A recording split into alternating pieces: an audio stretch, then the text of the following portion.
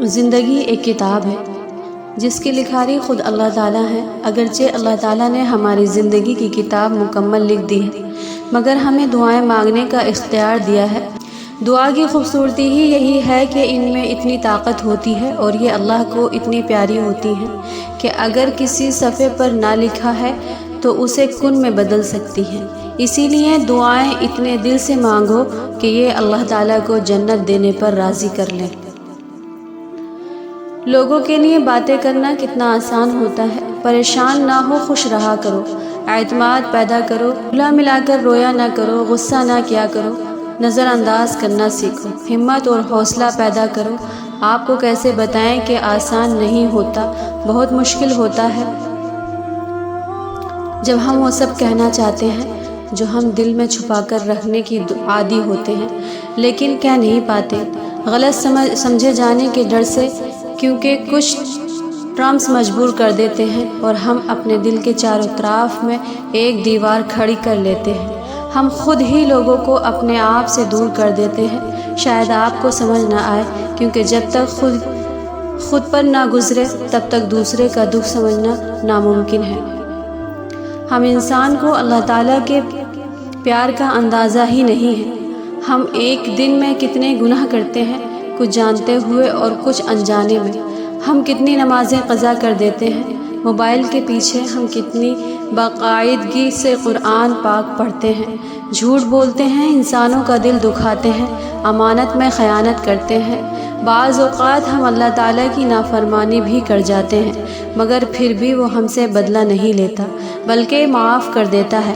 آپ صلی اللہ علیہ وسلم نے فرمایا، اللہ تعالیٰ فرماتے ہیں کہ ابن آدم مجھے پرواہ نہیں، چاہے تمہارے گناہ آسمان تک پہنچ جائیں، اور اگر تم مجھ سے معافی مانگو تو میں تمہیں معاف کر دوں گا۔ ایک المیہ یہ بھی ہے کہ سفید رنگ والا خوبصورت ہے اور کالا رنگ بدصورتی کی علامت ہے۔ عزت اس کی ہے جس کی جیب میں پیسہ ہے، اور غریب آدمی لائیو میں لگ کر کھانے کے لیے ہیں، جن کے لیے قرآن مجید سکون کا واحد ذریعہ ہونا چاہیے۔ بدقسمتی سے ان کے لیے میوزک روح کی غذا ہے۔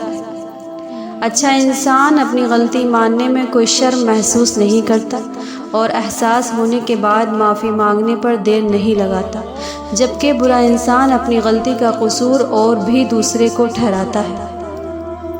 ہم مسلمان جس چیز میں سب سے زیادہ اچھے ہیں وہ ہے ناشکری۔ بڑی گاڑی چاہے بینک اکاؤنٹ میں بہت سارا پیسہ ہو اور بڑا سا گھر ہو، مگر غور کریں تو اللہ تعالیٰ نے بنا مانگے ہمیں ہماری سوچ سے زیادہ نوازا ہے۔ باقی چھوڑو، ہم صرف اس بات پر اس کا شکر ادا نہیں کر سکتے کہ اس نے ہمیں مسلمان پیدا کیا۔ اور یہ بھی بڑا عجیب دستور ہے اس دنیا کے لوگوں کا کہ جب انسان مر جاتا ہے تو اس کی ساری اچھی باتیں یاد کرتے ہیں، مگر جب ہم زندہ ہوتے ہوئے بھی اندر سے مر رہے ہوتے ہیں تو کوئی نہیں پوچھتا، کوئی دل کا حال نہیں جاننا چاہتا۔ زندہ ہوتے ہیں تو کوئی پرواہ نہیں کرتا، مگر وہ سب باتیں جو ہم اب سننا چاہتے ہیں، وہ اچھائیاں ہمارے مرنے کے بعد اسٹیٹس پہ لکھی جاتی ہیں۔ ایک چیز جو میں نے سیکھی ہے وہ یہ ہے کہ آپ کسی کی سوچ نہیں بدل سکتے۔ کوئی بھی انسان جس نے ماضی میں آپ کے ساتھ برا سلوک کیا ہو یا آپ کو تکلیف دی ہو، آپ اس انسان کو اپنا غم نہیں سمجھا سکتے۔ آپ اسے اپنے سائیڈ کی کہانی پڑھ کے نہیں سنا سکتے۔ اس سے صرف آپ کی تذلیل ہوگی، صرف آپ کے جذبات کی بے قدری ہوگی، کیونکہ وہ تو کرنے والے تھے، وہ دکھ دینے کی وجہ تھے، بھگتنے والے تو آپ تھے، اور دکھ دینے والے بھلا کیسے تکلیف سمجھیں گے؟ دکھ دینے والے کبھی انسان نقصان کو نہیں سمجھ سکتے جو آپ کے دل پر گزرا ہے یا جو تکلیف آپ نے برداشت کی ہے ان کی غلط رویے کی وجہ سے، اور سچ کہوں تو انہیں فرق بھی نہیں پڑتا۔ ایسے لوگوں کے لیے صرف اپنا آپ ہم اہم ہوتا ہے، انہیں اس چیز کی کوئی غرض نہیں ہوتا کہ کیسے ان کے الفاظ نے آپ کی زندگی تبدیل کر کے رکھ دی ہے۔ ایسے لوگوں کو اپنی زندگی سے نکال دیں جن کے لیے آپ کا دکھ ایک مذاق ہے۔ ہمارے اور اللہ تعالیٰ کے درمیان محبت کا رشتہ سائیڈ ہے۔ اس رشتے میں زیادہ محبت کرنے والی اللہ تعالیٰ کی ذات ہے، اور یہ حقیقت ہے کیونکہ ہم اللہ تعالیٰ سے ویسا پیار نہیں کرتے جس شدت سے اللہ تعالیٰ ہم سے پیار کرتا ہے۔ اللہ تعالیٰ کا پیار 70 ماؤں سے کہ پیار سے بھی زیادہ ہے۔ اللہ تعالیٰ کہتے ہیں کہ تم مجھے پکارو میں تمہیں سنوں گا، مجھ سے مانگو میں تمہیں دوں گا، تم اکیلے نہیں ہو، میں تمہارے قریب ہوں، میں تم سے محبت کرتا ہوں۔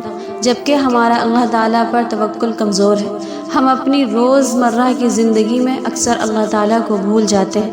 ہم نے محبت کا لفظ اس دنیا سے منسوب کر رکھا ہے۔ ہمارے دلوں میں مایوسی ہے کیونکہ ہمارا ایمان مضبوط نہیں۔